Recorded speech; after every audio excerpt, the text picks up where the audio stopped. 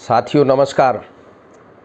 आज Indian express की खबर ने पूरे देश में तहलका मचा दिया और तहलका मचना भी चाहिए, क्योंकि महिलाओं के बारे में जो संवेदनहीनता सरकार की ओर से दिखाई दे रही है उसे देखकर पूरा देश स्तब्ध है। कुछ चाटुकार लोगों को छोड़कर, संवेदनहीन लोगों को छोड़कर बाकी देश की सभी महिलाओं से लेकर, बच्चों से लेकर, बुजुर्गों से लेकर हर व्यक्ति ये उम्मीद बांधे बैठा है कि ये देश की सरकार जागने का काम करेगी, सुनने का काम करेगी और आरोपी को, अपराधी को पकड़ने का काम करेगी। क्या इंडियन एक्सप्रेस अखबार प्रधानमंत्री के घर नहीं जाता, उनके कार्यालय में नहीं जाता, बीजेपी के कार्यालय में नहीं जाता, स्मृति ईरानी के कार्यालय में नहीं जाता, मीनाक्षी लेखी के कार्यालय में नहीं जाता? और ऐसा नहीं है कि अखबार छपने से ही इनको जानकारी मिली हो, इनको पल पल की जानकारी है।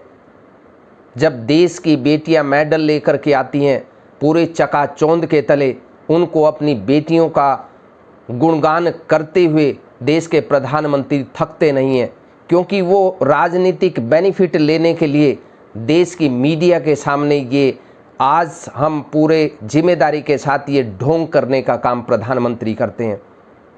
प्रधानमंत्री 31 मई को राजस्थान के अजमेर में जाकर के महिलाओं के सम्मान की बात करते हैं और ये पूरा डंके की चोट पर कहती हैं कि कांग्रेस शासन में महिलाओं की बेइज्जती होती है और महिलाओं की अनदेखी होती है।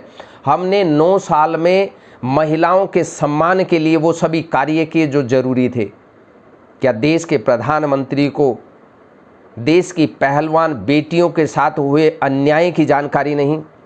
क्या उनको ये जानकारी नहीं है कि 2012 से लेकर 2022 तक किस प्रकार शोषण किया आपके सांसद ने, आपके चेयरमैन ने? क्या ये आपको जानकारी नहीं थी? उसको बचाने के लिए अब ढोंग और नौटंकी करने का काम किया जाएगा। जिस प्रकार आज उनको रोकने का काम किया गया कि अयोध्या में वो रैली नहीं करेंगे या वो संभल कर बोलें, ये हिदायत कब दी गई? जब कुरुक्षेत्र में महापंचायत ने बिगुल फूंकने का काम किया और अल्टीमेटम देने का काम किया। क्या देश के प्रधानमंत्री को ये नहीं पता कि एफआईआर में क्या लिखा हुआ है? इंडियन एक्सप्रेस की रिपोर्ट में जिस तरीके से महिलाओं के बारे में जो बताया गया, जो एफआईआर की कॉपी में दर्ज है, उसे कहते हुए रोंगटे खड़े हो रहे हैं और शर्म से सीना झुका जा रहा है। जब वो रिपोर्ट लिखाने के लिए गई, क्या दिल्ली पुलिस की कलम नहीं कापी? क्या दिल्ली पुलिस जब एफआईआर दर्ज कर रही थी, क्या उस टाइम उनके रोंगटे खड़े नहीं हो गए इनकी दास्तान को सुन करके? कुछ लोग कहते हैं कि इन्होंने पहले एफआईआर दर्ज क्यों नहीं की, पहले आवाज़ क्यों नहीं उठाई? उनको हम बता देना चाहते हैं कि ये एफआईआर दर्ज भी सरकार के कहने से नहीं हुई है। ये एफआईआर दर्ज सुप्रीम कोर्ट के इंटरवेंशन के बाद, सुप्रीम कोर्ट के आदेश के बाद हुई है। बृजभूषण शरण सिंह खिलाड़ियों को प्रताड़ित करने का जिस तरीके से उन्होंने एजेंडा चलाया, वो शर्मसार करने वाला है। ऐसी प्रताड़ना इन बेटियों के साथ, इन बहनों के साथ हुई और वो किस दौर से गुजरी होंगी, इसका सहज अंदाज़ा लगाया जा सकता है। इसकी रिपोर्ट में, इस एफआईआर दर्ज में क्या क्या चीज़ें हैं, आप इंडियन एक्सप्रेस की रिपोर्ट निकाल करके पढ़ लीजिए। हम अपनी ज़ुबान से ये कहने की हिम्मत नहीं जुटा पा रहे हैं। जिन शब्दों का, जिस डिमांड का इस्तेमाल बृजभूषण शरण सिंह ने महिलाओं से किया, उन महिला पहलवानों से किया, वो हमारी ज़ुबान कह नहीं पा रही है। देश के प्रधानमंत्री डंके की चोट पर महिलाओं के सम्मान की बात करते हैं, लेकिन जब उनके सांसद के ऊपर ये बात आती है तो उसे सेंट्रल विस्टा में बुला करके महिमा मंडन का काम करते हैं और उन महिलाओं को पिटवाने का काम करते हैं, उनको प्रताड़ित करने का काम करते हैं, जो न्याय की गुहार लगा करके प्रधानमंत्री जी की ओर देखती हैं कि प्रधानमंत्री जी बराए मेहरबानी करके जो हमने एफआईआर दर्ज की है कानून सम्मत उस पर कार्रवाई कीजिए।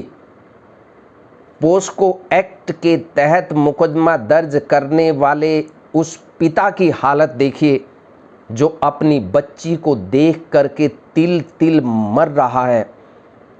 उन माता पिता को देखिए जिनकी बच्चियों के साथ इस प्रकार घिनौना कृत्य करने का काम बीजेपी सांसद ने किया। और ये केवल 2, 4, 10 महिलाओं का मामला नहीं है, ये केवल 7 महिलाओं के द्वारा एफआईआर दर्ज करने तक का मामला सीमित नहीं है। कितनी बेटियां अपना मुंह नहीं खोल पा रही हैं। हम इनके साहस की दाद देते हैं कि इन्होंने हिम्मत जुटा करके ऐसे कद्दावर व्यक्ति के खिलाफ खड़े होने का फैसला किया, ताकि आने वाली पीढ़ियों में आने वाली जो महिला रेसलर्स हैं या खिलाड़ी हैं, कम से कम उनके साथ इस प्रकार का व्यवहार ना हो, इस प्रकार का शोषण कोई ना कर सके। इसलिए ये जो महिला पहलवान हैं ये प्रशंसा की पात्र हैं। इसमें कोई राजनीति नहीं है, ये कोई राजनीति करने की बात नहीं कर रही हैं, ये केवल न्याय की मांग कर रही हैं। और मेडल लौटाने का और मेडल गंगा जी में बहाने की बात कोई इसी प्रकार नहीं कर सकता। मेडल कोई एक दिन में ऐसे ही नहीं आ जाता। जो लोग कह रहे हैं कि मेडल के साथ साथ वो इनाम राशि भी वो इनके बाप की राशि नहीं है, ये देश का पैसा है और देश के लिए ये मेडल लेकर के आई, देश का गौरव बढ़ाने का काम इन्होंने किया। लेकिन सिर शर्म से झुके जा रहा है इंडियन एक्सप्रेस की रिपोर्ट को देख करके, हलक से जुबान बाहर नहीं आ रही है। किस प्रताड़ना के साथ, किस मानसिक यातना के साथ ये बहनें, ये बेटियां गुजर रही हैं, इसका सहज अंदाज़ा लगाया जा सकता है। लेकिन डंकापति अपना डंका पीटने में मशगूल हैं। इसलिए सभी से अपील है कि आप महिलाओं के साथ, उनके सम्मान के साथ खड़े हो जाइए। यदि आप इस देश की बेटियों से, उनके सम्मान से, उनकी आत्मरक्षा से जरा भी वास्ता रखते हैं तो महिलाओं के पक्ष में खड़े हो जाइए और तानाशाही के खिलाफ आवाज़ उठाइए, अन्याय के खिलाफ आवाज़ उठाइए।